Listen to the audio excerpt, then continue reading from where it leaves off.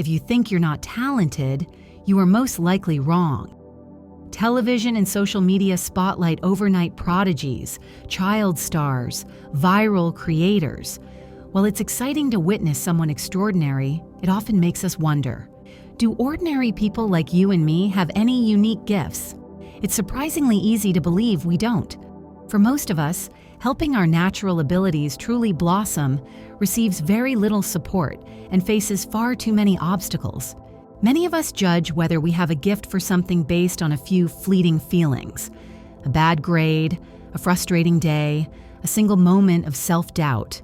One math test goes poorly and suddenly you decide, I'm just not a math person. From there, you get caught in a cycle. Believing you're not good at it leads to a lack of interest, which means less effort, no real progress. And eventually, that reinforces your initial belief.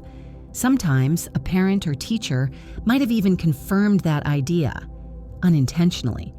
But deciding you lack talent before you've even received the right kind of guidance or education is often a false conclusion. Thinking you don't have a knack for something might just mean you've been using the wrong method, one that doesn't match your unique way of learning or expressing yourself. Think about it. Students in elite prep schools, or with access to top-tier tutors, are far more likely to get into prestigious universities. They're often fluent in multiple languages, proficient in music, or trained in competitive sports. Does that mean they're more talented than students from underfunded rural schools? On paper, they're both students, but their access to development is vastly different. Talent needs nurturing. It needs a tailored approach and a supportive environment. Another reason we misjudge our talent is that we often grow up in environments that don't recognize or encourage certain abilities, and we accept those judgments as truths. This happens especially when we're young, when our sense of self is still forming, and we're sensitive to the opinions of family or peers. Imagine a young girl who loves tinkering with machines. One day, she overhears an adult casually say, "That's a boy's hobby," or "Girls usually aren't good at engineering." Without realizing it, those words might push her to believe that engineering isn't meant for her, even though she may have had the potential to become brilliant at it. Or maybe you were told you were too sensitive or too emotional.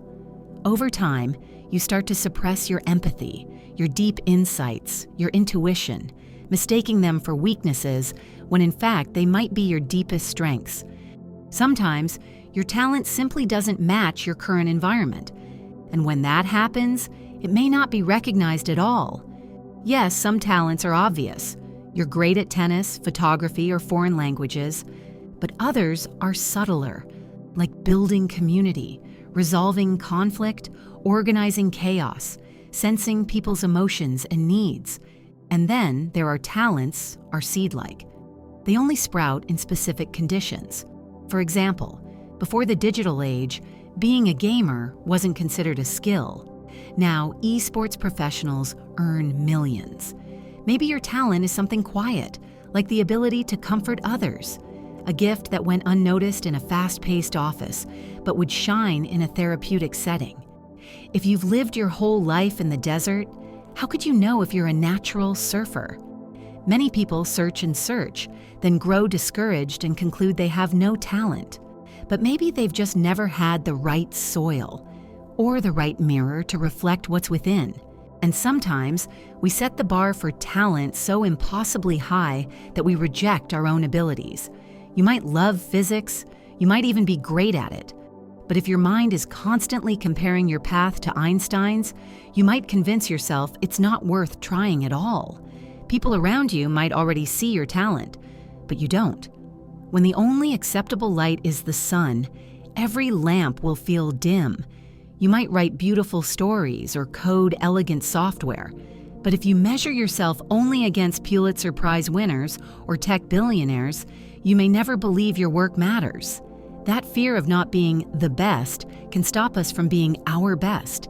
I've always believed talent isn't rare. It's universal. So why does it feel so uncommon?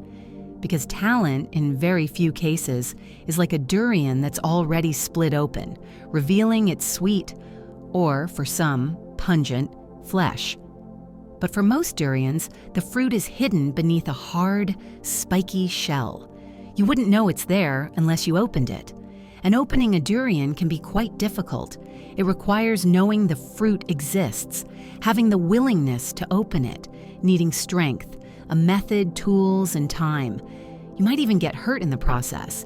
These challenges don't come alone.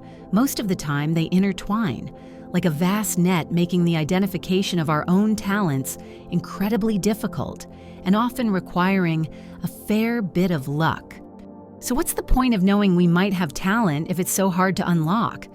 Maybe the most powerful thing we can do is this: change our perspective. Stop trapping yourself in someone else's racetrack. Stop running in races we never chose. And we start exploring. Try things. Take detours. Start getting curious. When we shift perspective, new doors appear. And when we dare to try, even if we fail, we create the kind of space where discovery becomes possible. Try to turn the durian around. Maybe the part of the fruit we've been trying to reach is actually on the other side. All we had to do was flip it over,